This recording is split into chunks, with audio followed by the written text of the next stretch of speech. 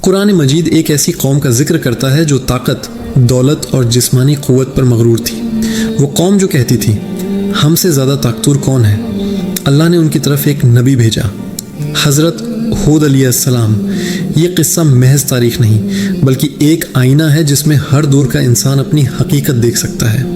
اللہ تعالی قرآن مجید میں فرماتے ہیں، اور عاد کی طرف ان کے بھائی ہود کو بھیجا۔ یہ ایک ایسی قوم تھی جسے اللہ نے بے پناہ نعمتوں سے نوازا تھا۔ ان کے پاس اونچی اونچی عمارتیں تھیں، مضبوط جسم تھے اور ایسی طاقت تھی جس پر وہ فخر کرتے تھے۔ وہ اپنے ہاتھوں سے تراشے ہوئے بتوں کو پوجتے تھے اور اللہ کی دی ہوئی طاقت کو اسی کے خلاف استعمال کرتے تھے۔ انہی کے درمیان سے حضرت ہود علیہ السلام نے اپنی قوم کو پکارا۔ انہوں نے فرمایا، اے میری قوم، اللہ کی عبادت کرو، اس کے سوا تمہارا کوئی معبود نہیں۔ یہ ایک سادہ، صاف اور سیدھی دعوت تھی۔ یہ وہی دعوت تھی جو ہر نبی اپنی قوم کے پاس لے کر آیا۔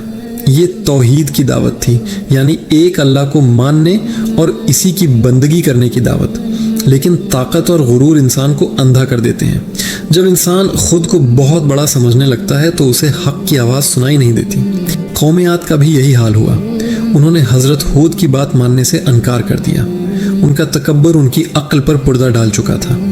وہ کہنے لگے، ہم سے زیادہ طاقتور کون ہے؟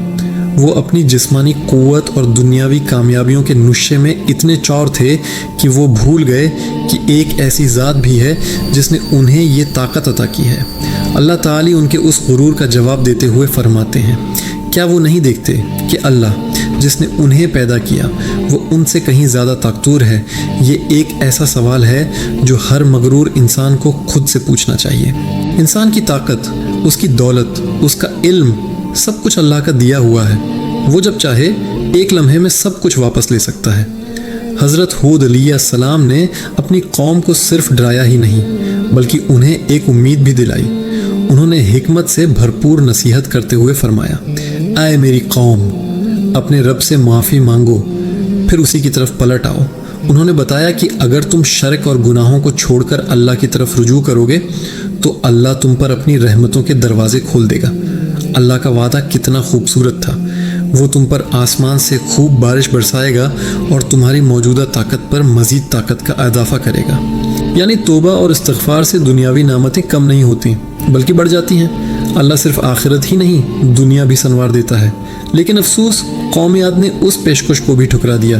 انہی کے درمیان سے حضرت ہود علیہ السلام نے اپنی قوم کو پکارا۔ انہوں نے فرمایا، اے میری قوم، اللہ کی عبادت کرو، اس کے سوا تمہارا کوئی معبود نہیں۔ یہ ایک سادہ، صاف اور سیدھی دعوت تھی۔ یہ وہی دعوت تھی جو ہر نبی اپنی قوم کے پاس لے کر آیا۔ یہ توحید کی دعوت تھی، یعنی ایک اللہ کو ماننے اور اسی کی بندگی کرنے کی دعوت۔ لیکن طاقت اور غرور انسان کو اندھا کر دیتے ہیں۔ جب انسان خود کو بہت بڑا سمجھنے لگتا ہے تو اسے حق کی آواز سنائی نہیں دیتی۔ قوم عاد کا بھی یہی حال ہوا۔ انہوں نے حضرت ہود کی بات ماننے سے انکار کر دیا۔ ان کا تکبر ان کی عقل پر پردہ ڈال چکا تھا۔ وہ کہنے لگے، ہم سے زیادہ طاقتور کون ہے؟ وہ اپنی جسمانی قوت اور دنیاوی کامیابیوں کے نشے میں اتنے چور تھے کہ وہ بھول گئے کہ ایک ایسی ذات بھی ہے جس نے انہیں یہ طاقت عطا کی ہے۔ اللہ تعالی ان کے اس غرور کا جواب دیتے ہوئے فرماتے ہیں، کیا وہ نہیں دیکھتے کہ اللہ جس نے انہیں پیدا کیا وہ ان سے کہیں زیادہ طاقتور ہے؟ یہ ایک ایسا سوال ہے جو ہر مغرور انسان کو خود سے پوچھنا چاہیے۔ انسان کی طاقت، اس کی دولت، اس کا علم، سب کچھ اللہ کا دیا ہوا ہے۔ وہ جب چاہے ایک لمحے میں سب کچھ واپس لے سکتا ہے۔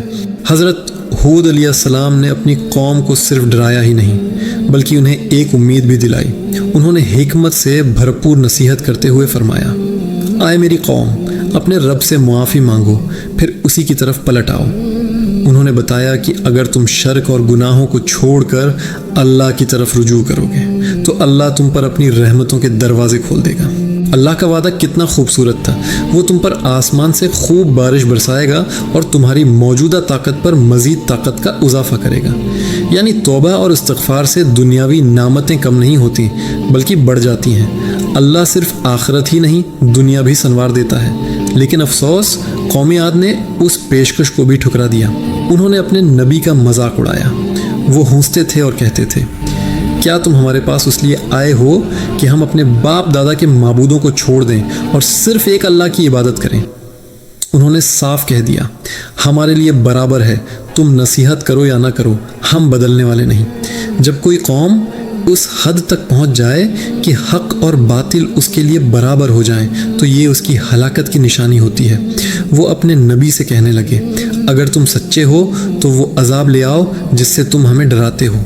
انہوں نے اللہ کے عذاب کو خود دعوت دی، یہ ان کی بدبختی کی انتہا تھی۔ پھر اللہ کا فیصلہ آ گیا۔ اللہ تعالی فرماتے ہیں، جب انہوں نے ایک بادل کو اپنی وادیوں کی طرف آتے دیکھا تو وہ خوش ہو گئے۔ وہ سمجھے کہ یہ رحمت کی بارش لانے والا بادل ہے۔ وہ ایک دوسرے کو مبارکباد دینے لگے کہ حضرت ہود کی بات غلط ثابت ہوئی اور یہ بادل تو ہمارے لیے خوشخبری لایا ہے، لیکن حقیقت کچھ اور تھی۔ وہ بادل رحمت کا نہیں، زحمت کا تھا۔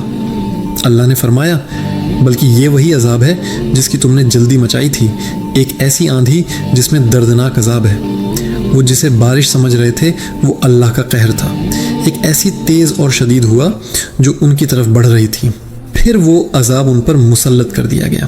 قرآن کہتا ہے، اور رہے عاد تو انہیں ایک ایسی تیز، شدید اور گرجدار آندھی سے ہلاک کیا گیا۔ یہ کوئی عام طوفان نہیں تھا، یہ ہوا 7 راتیں اور 8 دن مسلسل ان پر چلتی رہی۔ قرآن اس کی ہولناکی کو یوں بیان کرتا ہے کہ وہ ہوا جس چیز پر سے گزرتی اسے تباہ و برباد کر دیتی تھی۔ اس نے ان کے مضبوط جسموں کو کھجور کے کھوکھلے تنوں کی طرح زمین پر پٹخ دیا۔ ان کی اونچی عمارتیں، ان کی طاقت، ان کا غرور، سب کچھ اس ہوا میں اڑ گیا۔ جب طوفان تھما تو ان کی بستیوں میں ان کے خالی گھروں کے سوا کچھ نظر نہیں آتا تھا۔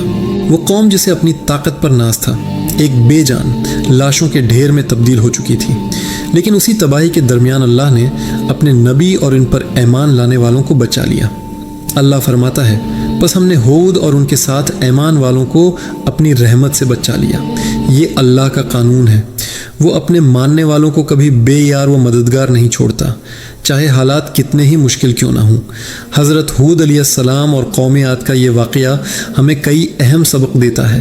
پہلا سبق یہ ہے کہ طاقت، دولت یا کسی بھی نعمت پر غرور کرنا ہلاکت کا راستہ ہے۔ اصل طاقت اللہ کی ہے اور حقیقی کامیابی اسی کے سامنے عاجزی اختیار کرنے میں ہے۔ انہوں نے اپنے نبی کا مذاق اڑایا۔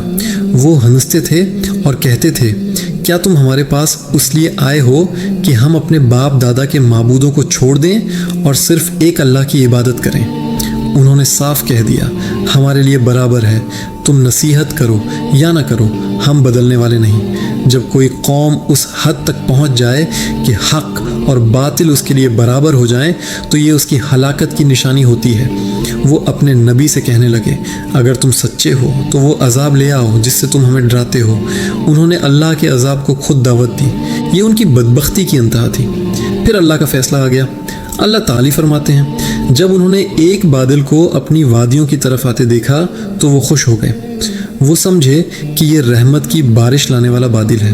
وہ ایک دوسرے کو مبارکباد دینے لگے کہ حضرت ہود کی بات غلط ثابت ہوئی اور یہ بادل تو ہمارے لیے خوشخبری لایا ہے، لیکن حقیقت کچھ اور تھی۔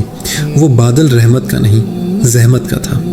اللہ نے فرمایا، بلکہ یہ وہی عذاب ہے جس کی تم نے جلدی مچائی تھی، ایک ایسی آندھی جس میں دردناک عذاب ہے۔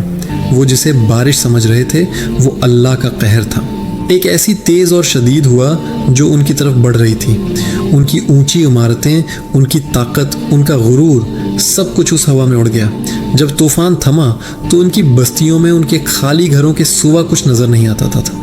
وہ قوم جسے اپنی طاقت پر ناز تھا، ایک بے جان لاشوں کے ڈھیر میں تبدیل ہو چکی تھی۔